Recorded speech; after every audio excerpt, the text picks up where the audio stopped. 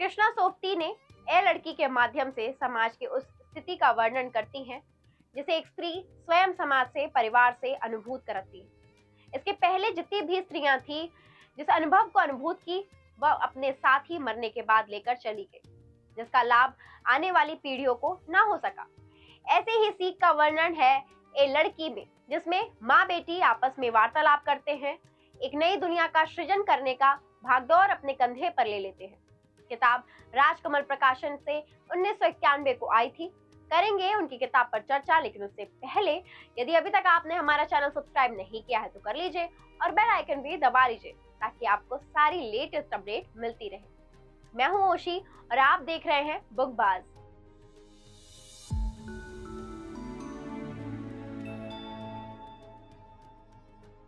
लड़की की कथा अपने शिल्प में अपने कथ्य को संजोए हर पल नई सीख, सलाहें, उल्हाने, अफसोस, षड्यंत्र को उजागर करती हुए आगे बढ़ती है। यह कथा पितृसत्तात्मक कहानी को बयां करती है, जिसके केंद्र में गंभीर समस्याएं और इस समस्याओं को खत्म होने की संभावना भी मौजूद है। ए लड़की उपन्यास का शीर्षक से ही संबोधित होता है कि माँ अपने बेटी को अमानवीय सा शब्दों का प्रयोग कर रही हैं, परंतु इस शब्द में माँ के जीवन की संपूर्ण कथा संप्रेषित होता है। कई आलोचकों को लगता है कि शीर्षक कहीं ना कहीं अस्वाभाविक सा लग रहा है, क्योंकि पंजाबी बोलचाल उनके शब्दों में हमेशा देखा जाता है। तो क्यों ना उन्होंने एक कुड़ी रख दी, जो कि बहुत ही प्यारा और आत्मीय वाला शब्द है, परंतु ऐसा करने से इस लघु उपन्यास का मर्म नष्ट हो जाता। लेखिका का जो उद्देश्य है इस शीर्षक को लिखने के लिए पीछे कहीं ना कहीं नष्ट हो जाता और लोगों के जहन में इसका अलग ही प्रभाव पड़ता। ए लड़की कहकर माँ बेटी को आगाह करते हुए अपने जीवन भर की जो संचित अनुभव निधि सौंपना चाहती है वह खत्म हो जाती। पाठकों में पढ़ने की जिज्ञासा भी खत्म हो जाती।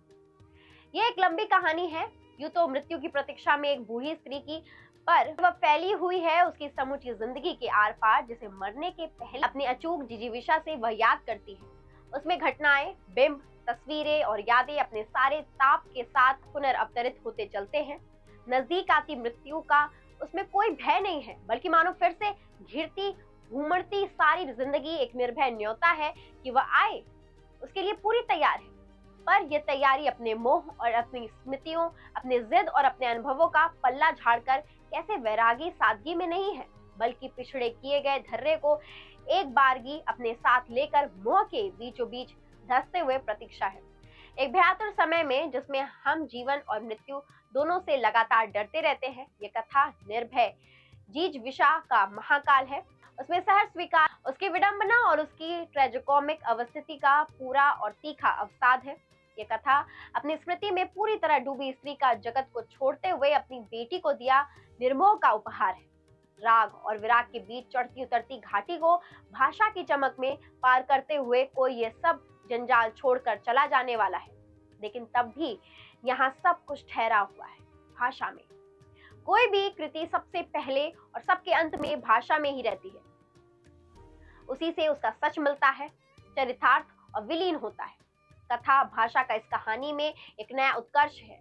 उसमें होने, डूबने, उतरने, गढ़ने, रचने की कविता है। उसमें अपनी हालत को दिखता परखता, जीवन के अनेक अप्रत्याशित क्षणों को सहेजता, सच्चाई की शक्ति को बखानता गद है। प्रूस ने कहीं लिखा है कि लेखक निरंतर समान चेतना और विक्षिप्तता की सरहद के आर पार तस्करी करता है।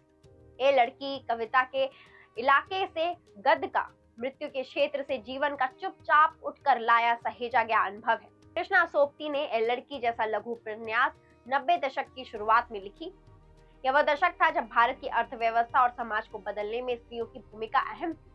स्त्रियां अपने अधिकारों से परिचित हो रही थी। उसी समय सोपती ने ए लड़की कहानी के माध्यम से समाज के उस सच्चाई से हमें रूबरू कराया जिससे उनके जीवन को एक नई दिशा मिली। ये कहानी माँ और पुत्री के बीच की बातचीत का संवाद है, जिसमें माँ अपने संचित अनुभव को मृत्यु के अंतिम समय वस्तुनिष्ठ ढंग से देना चाहती है।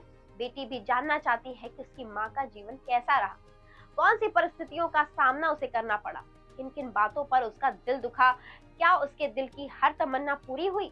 इन सारी बातों को विस्तृत रूप से जानना चाहती है। बातचीत के दौरान अम्मू यह कहती है कि तुम्हारे नाना के यहाँ लाड प्यार चाव की कमी नहीं थी, खाने पीने खेलने पहनने को बहुत कुछ, पर कहीं ना कहीं एक गहरी लकीर खींची पड़ी थी लड़की।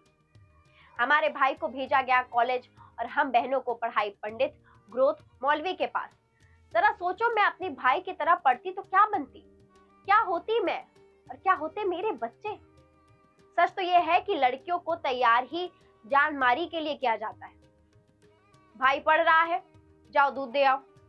भाई सो रहा है, जाओ कंबल ओढ़ाओ। भाई खा चुके हैं तो अब तुम भी खा लो। असमानता की नींव तो समाज ने ही डाली है। माता पिता इसे पुख्ता करते हैं। माता पिता ही बेटी का भविष्य अंधेरे में डाल देते हैं। माता पिता बेटी को बेटा नहीं समझते, बल्कि समाज की रूढ़िवादी विचारों के अनुसार उन्हें परिवार का गुलाम समझते हैं। उनकी अपनी कोई सत्ता नहीं, कोई पहचान नहीं। उनका एकमात्र काम है समाज के बनाए गए नियमों का पालन करना। उसकी अपनी कोई स्वतंत्रता नहीं। स्त्री को अपनी स्वतंत्रता का हक है। उम्मीद करते हैं आपको हमारा ये वीडियो पसंद आया होगा। ऐसी ही वीडियो को देखने के लिए हमारे चैनल को सब्सक्राइब करें।